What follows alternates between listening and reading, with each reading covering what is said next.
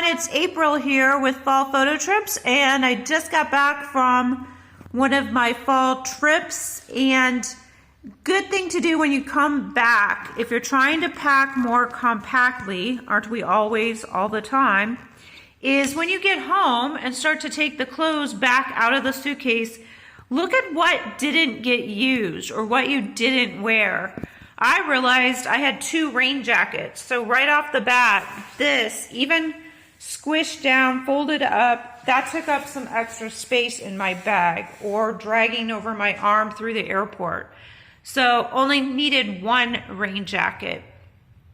And that's the first thing. The second thing is these pajamas. You know, whatever you're sleeping in, maybe it's something you can also use as a shirt.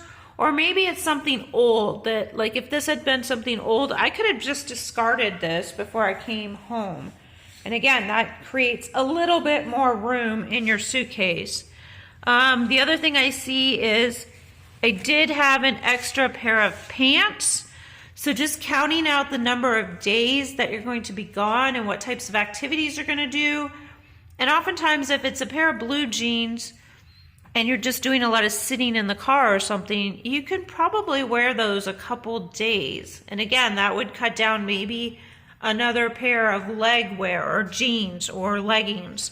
So just a couple things I've noticed on my suitcase right now. I will come back and give you some more packing tips as we continue. Thanks guys, this is April with Fall Photo Trips.